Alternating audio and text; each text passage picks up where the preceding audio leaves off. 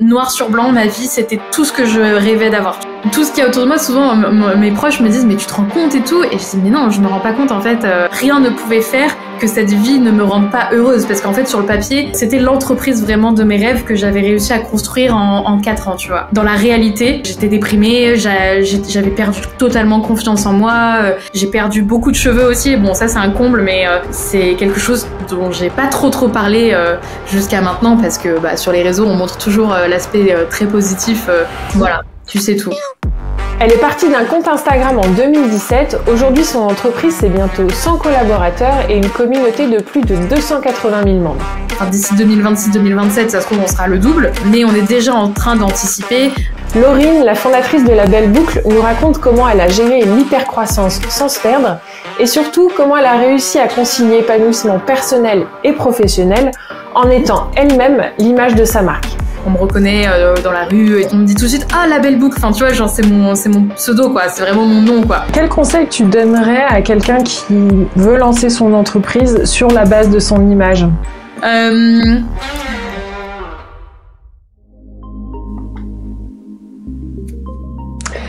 Laurine, en 6 ans, tu es passée de créatrice de contenu à dirigeante d'une équipe de 80 personnes.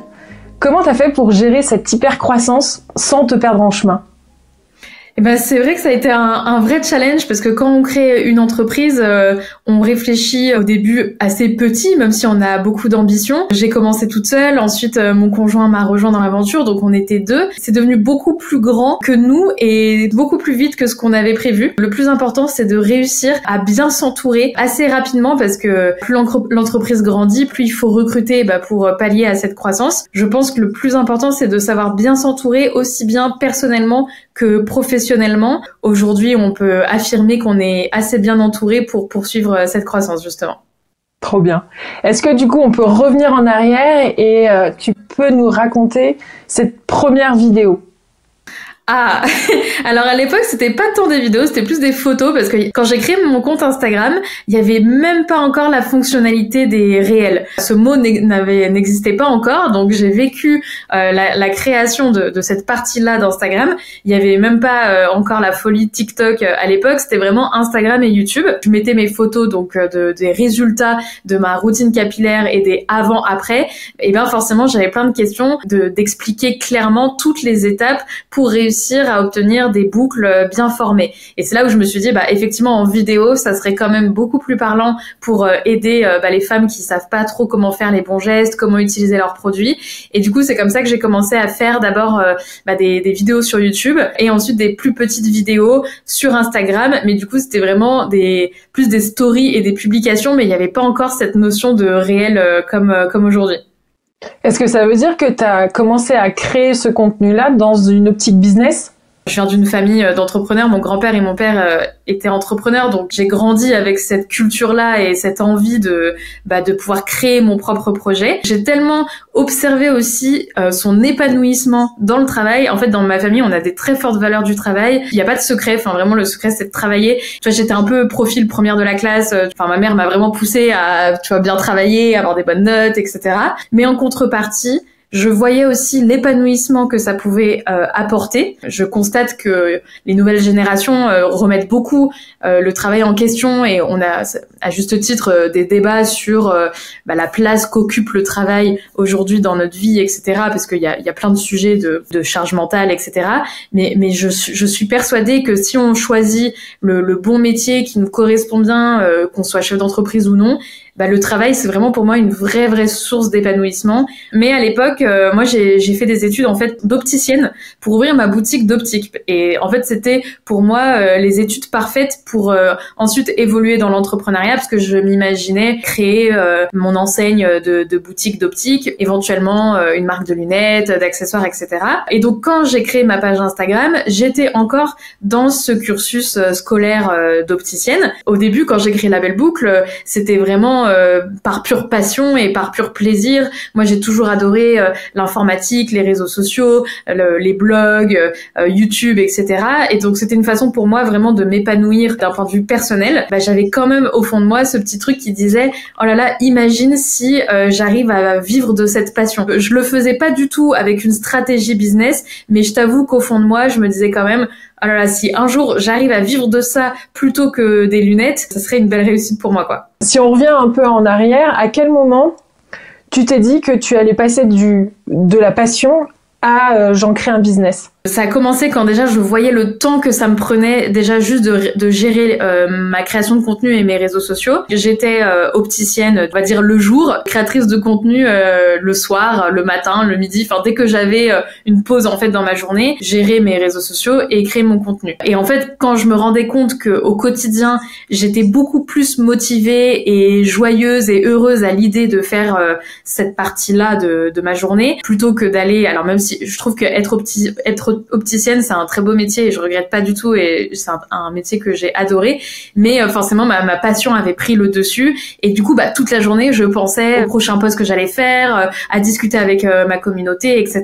Donc du coup tous les jours je recevais des messages: t'as acheté où tel produit, t'as acheté où tel accessoire, donne-moi l'adresse d'un magasin, etc. Et en fait quand je leur envoyais le lien vers d'autres boutiques, parce qu'à l'époque j'avais pas encore la belle boucle, dans l'heure elles me disaient ah bah merci, j'ai commandé, je reçois ma commande bientôt, merci, grâce à toi je vais avoir mes produits et tout. Et quand je voyais en fait le taux de conversion finalement quasi instantané quand je conseillais des produits, et c'est là ça m'a fait un déclic, je me suis dit si elles sont capables de me faire confiance et d'aller commander sur un autre site, elles vont forcément me faire confiance si moi je crée mon propre site et qu'en plus j'avais plein d'idées pour leur faire vivre une expérience encore plus poussée que sur les autres sites qui pouvaient déjà exister, puisque c'était encore vraiment le début quoi. Et à quel moment c'est devenu une boutique physique? Alors ça c'est 1 an et demi plus tard, parce que du coup la boutique en ligne est née en mai 2019 et on a ouvert la première boutique, c'était en juillet 2021, donc c'était près dans 2 ans, on va dire 2 ans plus tard quoi. Et c'était quoi le déclencheur? Et là pareil, en fait une fois que toutes les abonnées sur les réseaux, les clientes, elles avaient enfin accès aux produits, aux conseils, tu vois, elles avaient tout chez elles pour s'occuper de leurs cheveux bouclés, elles m'ont dit d'accord, c'est bien, on a de quoi faire chez nous, mais maintenant si on veut aller chez le coiffeur, si on veut aller se faire couper les cheveux, si on veut obtenir des produits proches de chez soi, si on veut obtenir des conseils, comment on fait? Parce que en fait les coiffeurs n'ont jamais été formés à l'entretien et aux soins et à la coupe des cheveux bouclés. Encore aujourd'hui dans le CAP BP classique de coiffeur, il n'y a pas de formation sur les cheveux bouclés, mais à l'époque c'était vraiment le néant total. Comme j'avais évolué dans des magasins physiques en tant qu'opticienne, moi ce que je préférais dans mon métier, c'était d'échanger au quotidien avec les clients, de pouvoir être vraiment sur le terrain. Même si j'adore l'informatique, j'imaginais pas non plus ma vie tout le temps derrière un ordinateur. Pour moi c'est vraiment la vraie vie et l'humain qui m'intéresse quoi. Aussi pour ça que du coup mon conjoint Alexis m'a rejoint dans l'aventure, parce que ça a tellement grandi, d'abord le e-commerce, puis après la volonté d'ouvrir un studio et reproduire cette ambiance, cette communauté dans la vraie vie quoi. Avant de continuer, j'ai un cadeau pour vous. Je le répète constamment, la performance, elle commence d'abord par vous. Alors j'ai créé un autodiagnostic qui met en lumière vos angles morts et qui va vous permettre de prendre du recul. C'est pas juste une énième vidéo à regarder, l'idée c'est vraiment de vous aider à devenir le leader que vous souhaitez être, d'abord pour vous, puis pour vos équipes. C'est offert, vous avez juste à cliquer sur le lien en description. J'espère que ça vous plaira. Comment t'as fait pour créer ce service au sein de ta boutique? Effectivement, moi je n'ai jamais manié la paire de ciseaux et je n'ai pas les compétences techniques. Par contre, je suis capable depuis toujours et encore aujourd'hui de dire d'un point de vue théorique comment on s'occupe des cheveux bouclés, l'objectif final de la coupe et le protocole surtout, parce que au-delà de juste couper les cheveux, chez La Belle Boucle c'est une vraie expérience de A à Z, ça dure 1h30 pour tout le monde, rien n'est laissé au hasard, chaque détail compte. Bien sûr la coupe c'est hyper important, mais vraiment il y a plein de petits détails autour qui font que c'est une expérience unique chez La Belle Boucle. Mais effectivement lors de notre premier recrutement, donc du coup à Lyon, donc on a ouvert la première à la boutique à Lyon, en fait moi j'ai été à la recherche de coiffeurs et coiffeuses qui avaient déjà un intérêt personnel pour les cheveux texturés. J'ai pu faire des rencontres de coiffeuses qui n'avaient pas appris à l'école à s'occuper des cheveux bouclés, mais par contre sur leur temps libre et sur leur temps personnel, elles s'étaient un peu auto-formées à la coupe et à l'entretien des cheveux bouclés. Et donc ça nous a permis ensemble, en fait, en équipe, dès la première équipe, à créer ensemble le protocole Label Boucle, donc avec leurs compétences techniques à elles et ma vision du protocole complet, du résultat, etc. Pour la petite anecdote, l'une des coiffeuses qui était là à ce premier recrutement, donc en juillet 2021, qui s'appelle Noémie, est toujours aujourd'hui dans notre équipe et elle est devenue la formatrice nationale de tous les autres studios. Et donc c'est elle aujourd'hui qui va former dans toutes les villes les nouveaux coiffeurs qu'on recrute. Et c'est une vraie fierté pour moi parce que elle est là du coup depuis le tout premier jour. On a créé aussi ensemble tout ce protocole et aujourd'hui elle transmet notre expertise et son savoir au reste des équipes. Donc voilà, c'est vrai que c'est un mélange de chance, on va dire, de belles opportunités et de belles rencontres. Tu parlais en tout début du fait que c'était hyper important pour toi de concilier épanouissement et travail. Aujourd'hui, vous êtes 80. J'ai compris que tu avais vite grossi et que tu avais eu un peu ce palier de 30, mais avant 30 personnes, tu étais toute seule, c'est ça ? Oui, en fait, d'un point de vue vraiment structure de l'entreprise, jusqu'à environ 30 personnes, il y avait beaucoup de choses qui n'étaient pas encore structurées comme une vraie entreprise, c'est-à-dire que j'avais pas de RH, par exemple. Enfin, j'étais vraiment l'interlocutrice RH principale jusqu'à environ 30 personnes. En soi, moi, c'est pas mon métier de base, j'ai vraiment appris sur le tas. Avec 30 personnes, je me suis rendu compte que tous les jours, il y avait des sujets RH, que ce soit des recrutements, parfois des absences à gérer, des questions diverses, aux fiches de paye. Derrière, je recevais plein de questions sur les fiches de paye. Enfin, et là on est en train de passer dans un second cap parce que du coup on avait pour le moment une agence RH externe et là en fait on est en train de recruter pour créer en interne un pôle RH parce que je considère que voilà on va bientôt atteindre 100 personnes et ça me paraît essentiel d'avoir une vraie personne de confiance en interne parce que ça suffit plus d'avoir juste une agence externe. Pareil, on s'est structuré d'un point de vue finance, on va dire plus stratégie business, parce qu'avec Alexis, en fait, on n'avait jamais fait de business plan parce que ça marchait de façon assez naturelle et puis en fait on était tellement pris dans la roue du quotidien que on n'avait même pas le temps de se poser pour se demander c'est quoi la stratégie de dans un an quoi. Nous le plus important c'était déjà que les colis du jour même soient bien réceptionnés par nos clientes dans la semaine. Enfin là pareil on s'est entouré de directeurs financiers qui nous ont permis notamment de vraiment poser les chiffres de Label Boucle pour en ressortir des prévisions, une stratégie business, un business plan, etc.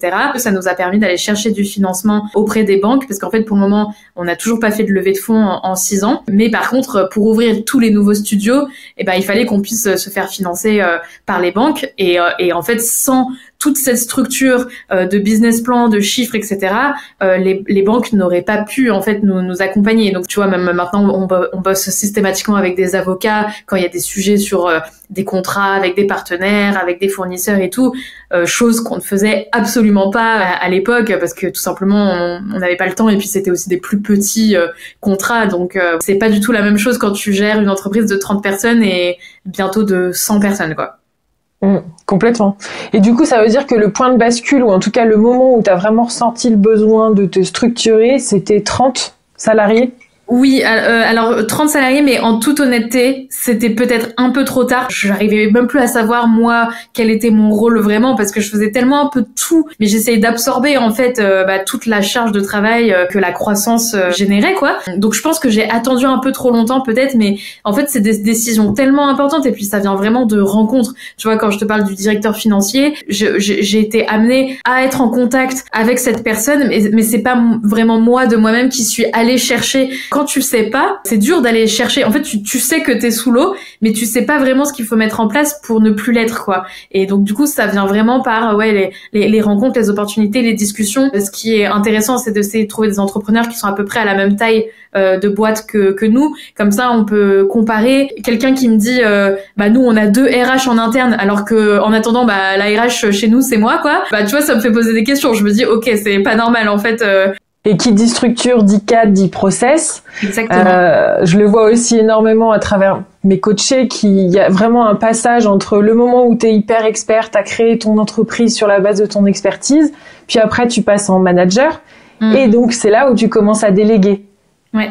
Comment tu l'as vécu, toi? Je pense qu'au quotidien, j'arrivais à déléguer, tu vois, j'étais pas en train de vérifier sur le moment chaque chose et tout. Par contre, dans mon esprit, j'étais pas très sereine, c'est-à-dire que c'était pas une question de confiance, mais c'était juste, j'avais tellement mis toutes ces dernières années, tellement tout mon cœur, tous mes efforts pour ce projet, que en fait j'étais hyper exigeante avec moi-même et donc forcément avec les autres. J'avais un peu ce stress constant que tout ce que je déléguais reste quand même à la hauteur en fait de tout ce que j'avais mis en place, parce que j'avais fait quand même pas mal de sacrifices personnels en fait pour faire vivre la belle boucle. Et donc du coup j'étais vigilante sur ce que je déléguais derrière. Aujourd'hui, vu que la belle boucle a vraiment bien grandi, tout ne dépend plus que de la micro tâche qu'on fait au quotidien. Aujourd'hui, à l'heure où on se parle, j'ai 6 studios en France. Encore heureux que je suis pas là, tu vois, je peux pas, de toute façon physiquement ça n'existe pas, donc j'ai été obligée de déléguer quoi. Mais effectivement les premières années c'était assez difficile pour moi, du fait que j'avais tellement l'habitude de tout faire toute seule qu'il a fallu un peu de temps pour vraiment réussir à prendre du recul quoi. D'autant plus que tu es l'image de ta marque. Voilà, c'est ça. Tout ce qui était fait, même par mon équipe, par les autres, etc., aux yeux des consommatrices et des abonnés, c'était mon visage, tu vois, qui était responsable, on va dire, de tout ce qui se passait, quoi.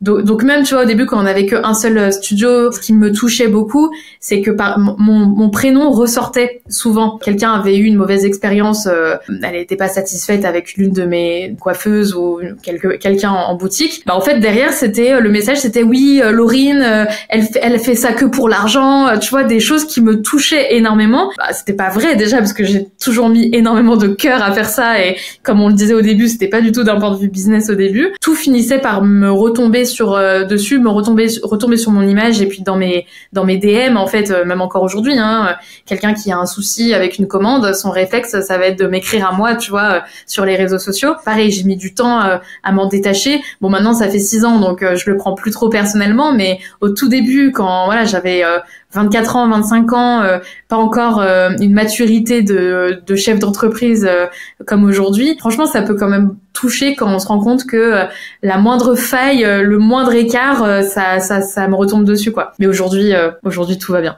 Je reste exigeante quand même, mais je me suis soignée. Et comment t'as réussi justement à passer ce cap-là? Je pense, comme on disait déjà, le fait d'être entouré de bonnes personnes, ça donne confiance. Et en fait, il y a vraiment un effet de relâchement, c'est-à-dire que quand tu comprends que les personnes maîtrisent mieux que toi certains sujets, je pense notamment à la finance, le RH, le management en retail, etc. T'as une sorte de lâcher prise. Tu vois, je vais peut-être pas être au courant dans l'instantané, mais par contre, grâce au rapport chaque semaine, je sais ce qui se passe dans chaque studio, dans chaque équipe, etc. Parce que c'est important pour moi de connaître tout le monde et de savoir ce que tout le monde fait, quoi. Mais par contre, je suis plus du tout dans le micro-management. On a pu mettre en place des différents paliers, et en fait, les conseillères de vente et les coiffeurs peuvent s'adresser à leur manager avant et qui ensuite lui-même s'adressera à un manager national. Enfin, tu vois, ça permet de pas être en direct avec moi, et moi, ça m'aide à prendre du recul aussi, parce qu'au moins, j'ai plus les actualités chaudes, intenses au jour le jour, quoi. C'est vraiment un certain confort aussi d'avoir pu mettre ça en place, parce que à l'époque un peu fallait éteindre les incendies tous les jours. Et en quoi là le fait de passer à 100 personnes, ça va te demander de changer une nouvelle fois de posture? On s'interroge forcément en se disant jusqu'à quand ça va tenir? Est-ce que ça peut tenir jusqu'à 100? Mais une fois qu'on sera 100, est-ce que ça tient jusqu'à 120? C'est vrai que je me rends pas compte dans l'immédiat quelles sont les limites des process actuels. Mais par contre, on essaie quand même de prendre de l'avance. Tu vois, aujourd'hui, le fait qu'on soit capable de voir beaucoup plus loin que juste qu'est-ce qu'on fait demain? Parce que avant, c'était un peu ça. On était aujourd'hui, on a géré tout ça. Demain, va falloir gérer autre chose.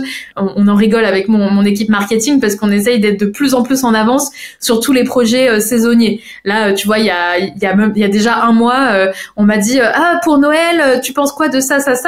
Moi, dans ma tête, j'étais même pas encore à l'été qu'on était déjà en train de parler de Noël, mais tu vois, c'est des choses qu'on faisait peut-être même pas un mois avant, à l'arrache, dans le speed et tout. Et aujourd'hui, on a quasiment 9 mois d'avance sur les projets. Et donc, en fait, de pouvoir se projeter comme ça aide aussi à anticiper. Et donc là, tout le monde a conscience qu'on va atteindre les 100 personnes très prochainement. Et l'année prochaine, on sera peut-être, d'ici 2026-2027, ça se trouve, on sera le double. Mais on est déjà en train d'anticiper, tu vois, notamment le pôle RH en interne, renforcer l'équipe de managers intermédiaires, etc. Donc là, tu parles beaucoup de l'aspect organisationnel, structurel, et d'un point de vue personnel, est-ce que ça va changer quelque chose? C'est hyper important pour moi de pouvoir prendre du recul et que la belle boucle ne soit plus juste reliée à ma personne et qu'on puisse vraiment encore... Je vais réutiliser l'expression de vraie entreprise, mais que ça puisse vraiment vivre au-delà de moi, ma création de contenu. J'ai une très forte communauté à Lyon et du coup, souvent on me reconnaît dans la rue et tout. Enfin, je discute avec mes clientes dans la rue. Et en fait, on me dit tout de suite, ah, la belle boucle. Enfin, tu vois, genre, c'est mon pseudo, quoi. C'est vraiment mon nom, quoi. Tu parles beaucoup de vraie entreprise. À quel moment la belle boucle, ce sera pour toi une vraie entreprise? Bonne question. Non, mais en vrai, on est une vraie entreprise. On est beaucoup plus qu'une vraie entreprise, hein. C'est juste incroyable. Mais je pense que je suis encore tellement attachée à cette notion, tu vois, d'authenticité, de concept, que j'ai vraiment, moi, je me rends pas compte, en fait, des 6 années qui sont passées. Et c'est vrai que je me vois encore toute seule dans ma chambre et tout. Et j'ai pas l'impression d'avoir, moi, trop changé, tu vois. Même si je sais, si je prends du recul et que je me regarde de l'extérieur, j'ai énormément changé, hein. Je suis plus du tout en 6 ans la même personne que j'étais. Enfin, j'ai énormément grandi, j'ai appris énormément de choses. Vraiment, je sais que j'ai évolué. Mais au fond de moi, peut-être dans mon cœur, tu vois, j'ai l'impression d'être toujours là pour les mêmes raisons qu'il y a 6 ans. Tout ce qu'il y a autour de moi, souvent, mes proches me disent, mais tu te rends compte et tout? Et je dis, mais non, je me rends pas compte, en fait.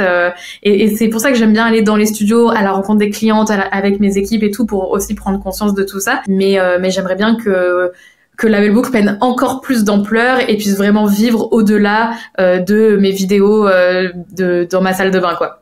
Ce qui m'amène justement à cette fameuse question de comment tu fais la distinction, toi, personnellement, entre la Laurine qui rentre chez elle et qui a fini le boulot et la Laurine, la belle boucle? Ça a été un vrai sujet. C'était l'année dernière et l'année encore d'avant, disons, c'était 2023-2024. Et je me suis fait accompagner à cette période parce que justement, en fait, j'avais...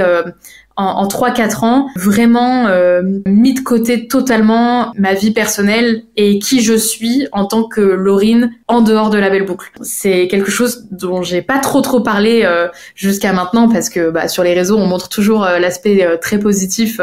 J'aime pas forcément montrer les aspects négatifs. Mais c'est vrai que je me suis retrouvée vraiment dans une situation pendant plusieurs mois d'épuisement total où en fait j'avais tellement consacré toute mon énergie et ma force ces dernières années pour la belle boucle qu'en fait je ne savais plus qui j'étais et je savais plus ce que je pouvais faire au-delà de la belle boucle. Genre quelle était ma valeur, quelle était ma personnalité, quels étaient mes loisirs, quelles étaient mes passions au-delà de la belle boucle. Surtout que la belle boucle, c'est un métier passion à la base, donc j'ai toujours dit les cheveux bouclés c'est ma passion, etc. Mais quand tu fais ça en tant que métier depuis 3-4 ans, même si c'est ma passion, ça devient quand même du travail. Et en fait, tu peux pas te cacher toute ta vie derrière c'est ma passion, même si c'est un sujet qui est passionnant. Et donc du coup, quand je me suis fait accompagner, la personne avec qui j'étais m'a dit qu'est-ce que tu aimes faire au-delà de tout ton travail, quels sont tes loisirs, si demain dans ta journée de dimanche tu t'ennuies, qu'est-ce que tu ferais pour pas t'ennuyer, c'est quoi tes activités et tout. Et en fait, j'ai été incapable de répondre, je savais pas quoi lui dire, vraiment c'était le blackout. En fait, pour moi, ma vie c'était tellement prendre mon téléphone, prendre mon ordinateur, travailler, répondre à ci, répondre à ça, gérer tel projet, que en dehors de ça, c'était un peu vide, tu vois, à l'intérieur de moi, je savais pas trop ce que je pouvais faire d'autre, quoi. Et je dis souvent, heureusement que je suis du coup avec Alexis non seulement dans ma vie perso et dans ma vie pro, parce que il m'a permis d'avoir aussi cet équilibre personnel. Et si j'avais été célibataire, typiquement, je pense que ça aurait été encore plus difficile parce que j'aurais été vraiment toute seule dans ma bulle, etc. Je suis sortie un peu de cette période seulement mi-2024 et là, je ressens vraiment la différence cette année en 2025. Mais ça a quand même duré assez longtemps et ça a été un sujet quand même assez difficile à gérer pour moi parce que je savais plus du tout qui j'étais au-delà de Laurine La Belle Boucle, quoi. Je pense que j'étais vraiment à la limite de dire je peux plus, quoi, tu vois. Et ça se voyait pas forcément parce que sur les réseaux, moi je suis quelqu'un, de nature quand même souriante. Tu vois, on me dit souvent que je suis solaire. Enfin, tu vois, des choses comme ça que j'aime cultiver, quoi. Même tu vois, auprès de mes équipes, je pouvais pas me permettre de pas être heureuse. Enfin, tu vois, le but quand même, c'est de transmettre de la bonne humeur, de la joie et tout. Et du coup, c'est pour ça aujourd'hui aussi que j'ai pris cette décision de vouloir me retirer un petit peu de l'image La Belle Boucle et que ça puisse vivre au-delà de ma personnalité, quoi. Voilà, tu sais tout. Je te remercie en tout cas d'en parler. Je pense que c'est un sujet qui est effectivement hyper important et ça va en inspirer plus d'un, ça j'en suis sûre. Justement, par rapport à ça et à ce travail que tu as fait sur toi-même, c'était quoi le déclic, le déclencheur où tu t'es dit faut que je bosse dessus? Le déclencheur, ça a été que noir sur blanc, ma vie, c'était tout ce que je rêvais d'avoir, tu vois. Normalement, rien ne pouvait faire que cette vie ne me rende pas heureuse parce qu'en fait, sur le papier, tout ce que j'ai toujours rêvé pendant mon adolescence, quand j'étais étudiante et tout, c'était l'entreprise vraiment de mes rêves que j'avais réussi à construire en 4 ans, tu vois. Et en fait, dans la réalité, le matin, j'étais déprimée, j'avais perdu totalement confiance en moi, j'avais du mal à être heureuse, tu vois, de faire certains projets et tout.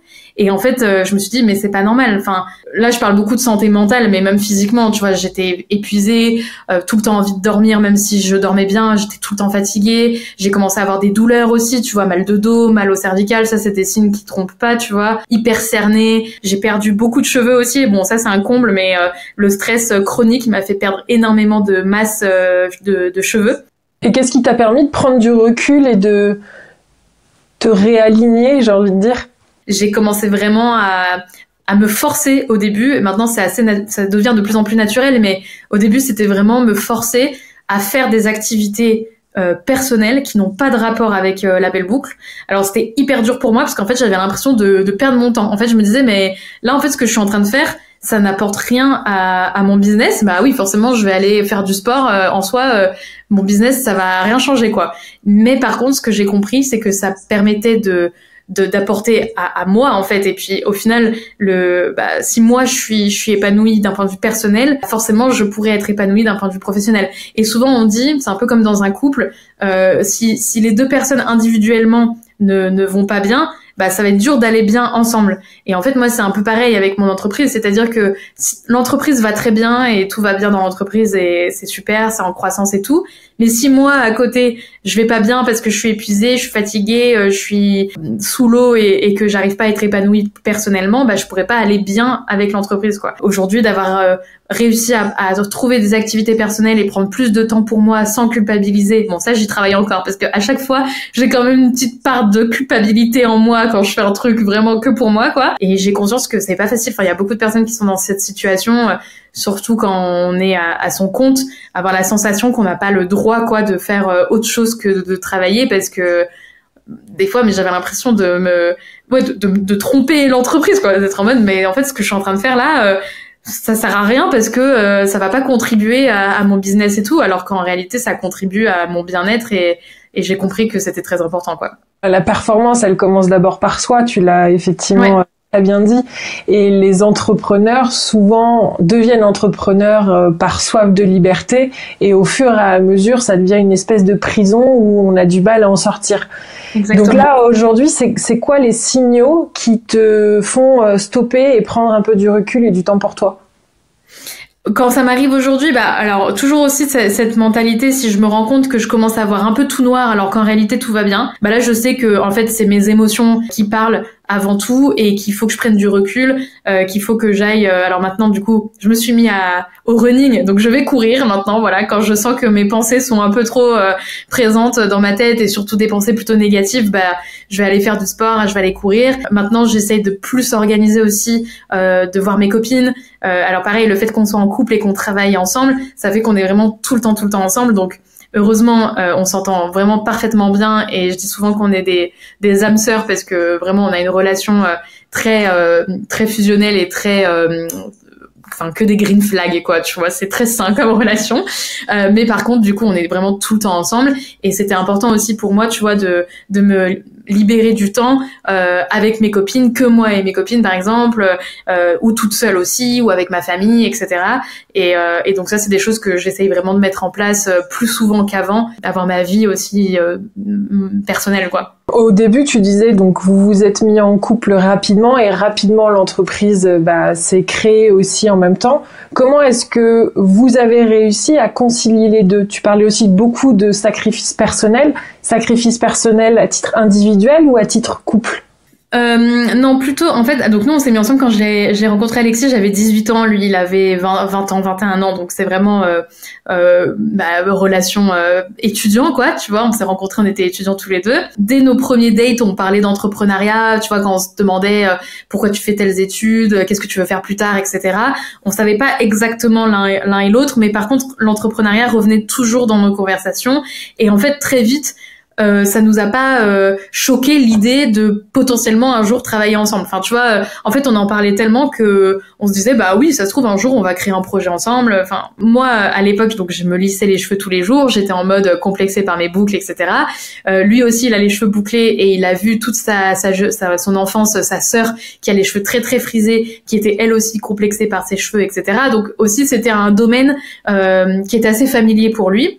Et donc du coup, ça a été un des premiers à me soutenir quand j'ai voulu prendre soin de mes cheveux bouclés au naturel. Et donc il m'a forcément soutenue quand je lui ai dit que je voulais commencer à en parler sur les réseaux sociaux, faire du contenu, etc. Quand ça est devenu une entreprise, donc je suis restée que 6 mois, ouais, à peu près 7 mois toute seule, et en fait ça a tellement grandi vite que tout de suite il m'a dit non mais là en fait t'es complètement débordé, t'es sous l'eau, il faut que je t'aide, donne-moi des trucs à faire, je vais t'aider.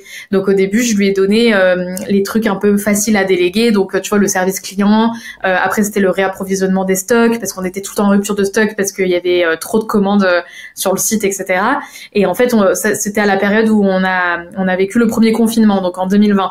Et donc en fait on s'est retrouvés tous les deux confinés dans notre petit appartement et en fait on a passé tout le confinement et toute l'année 2020 ensuite à travailler jour et nuit pour répondre à la demande de nos clientes, quoi. Et donc forcément ça nous a hyper soudés dans l'aventure puisque quand tu dois faire face à une croissance comme ça et que t'es que tous les deux, tu dois tout faire et donc du coup ça nous a hyper soudés. Donc là c'était pas du tout du sacrifice dans le sens où en fait c'était trop bien, quoi. Nous on était trop heureux, c'était hyper stimulant, on était à fond, enfin voilà, c'était une super année où ça nous a énormément rapprochés aussi bien professionnellement que personnellement.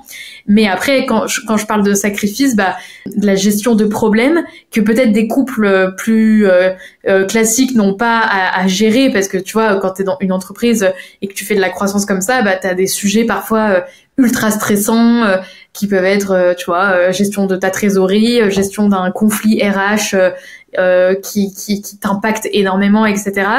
Et en fait, ça peut être du coup des sacrifices sur notre temps perso parce que c'est des moments où on va parler que de ça et malheureusement ça a un impact énorme du coup sur notre vie personnelle.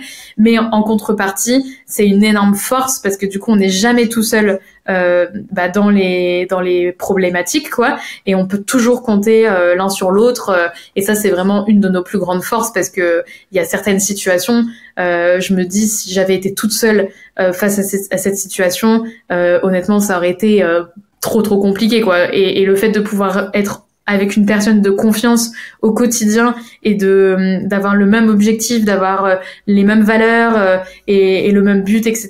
Ça c'est une vraie force. Donc je trouve qu'il y a quand même plus de positif que de négatif, mais on cultive bien, je pense, notre relation pour que ça fonctionne aussi bien d'un point de vue pro que perso.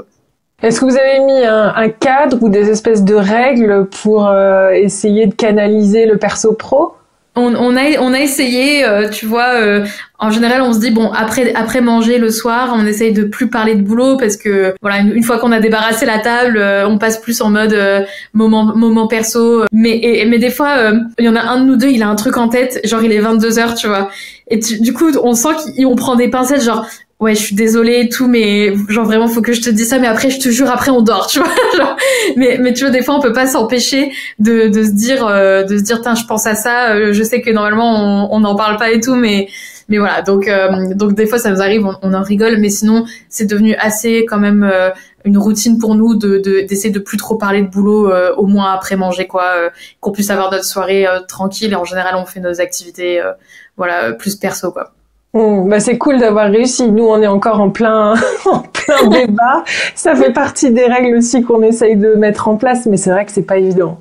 Ouais. Puis même les vacances, au final, on n'a jamais vraiment 100% décroché pendant les vacances. Alors même si j'essaie de plus partir avec mon ordi. Bon, j'ai mon téléphone et moi c'est vrai que je fais quasiment tout avec mon téléphone au final. Donc je suis quand même ultra connectée et tout, mais on essaye quand même de se forcer tous les deux à se dire bon bah on va consulter notre téléphone, enfin le côté pro du téléphone que le matin par exemple pour faire une session travail le matin et peut-être une dernière session en fin de journée histoire d'avoir au moins 2 moments dans la journée où on va checker s'il y a des urgences ou quoi, mais c'est vrai que c'est assez récent quand même qu'on arrive vraiment à couper pendant nos congés quoi. Ouais, donc je comprends que là, la belle boucle, elle est toujours en pleine croissance. Il y a plein de choses qui vont se mettre en place. Le cap descend, les ouvertures d'autres boutiques, etc. Donc, ce qui signifie, ou en tout cas, ce que je comprends, c'est que ta vie personnelle devient un tout petit peu prioritaire. Enfin, en tout cas, elle est plus présente. Donc, c'est quoi pour toi tes prochains enjeux? Me positionner encore plus sur la vision long terme de la belle boucle et vraiment mon rôle de fondatrice. J'ai quand même ce rôle de donner le ton en fait de qu'est-ce que la belle boucle doit être aujourd'hui, qu'est-ce qu'elle sera l'année prochaine et dans 5 ans, dans 10 ans, enfin tu vois, donner le ton de là où on va.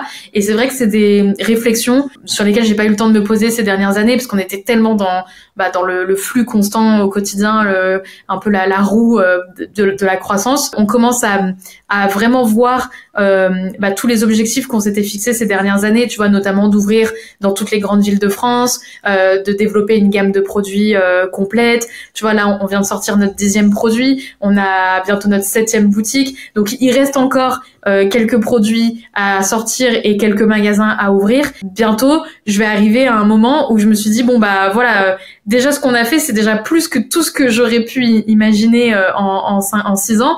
Donc, du coup, c'est quoi la suite? Et je pense que ça mérite vraiment de se poser, de réfléchir, de voir beaucoup plus loin. Et ça, je sais que c'est le rôle que j'ai envie d'avoir et que j'ai envie de donner à mes équipes. Enfin, tu vois, j'ai envie de donner la vision de la suite, quoi.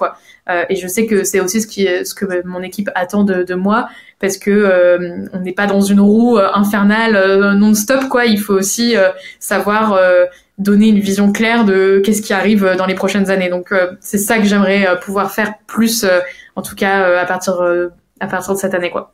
Ouais, ça va être super intéressant. Et effectivement, ce travail sur la vision, c'est certainement ça qui va t'aider à et aussi retrouver encore plus cet équilibre pro-perso et vraiment incarner la leader que tu es déjà. Mais ça va être génial. Pour terminer, quel conseil tu donnerais à quelqu'un qui veut lancer son entreprise sur la base de son image? Tu vois, moi j'aurais peut-être aimé qu'on me prévienne plus que ça allait prendre vraiment 100% de ma vie et de mon énergie. En plus, ça dépend des personnalités, mais moi je suis quand même du genre quand je fais quelque chose, je le fais à fond, à 100%. Enfin, tu vois, j'aime bien me mettre à fond dans un truc. Donc, tu vois, peut-être que j'aurais aimé que quelqu'un me dise ouais, quand même, fais attention. N'oublie pas aussi qui tu es.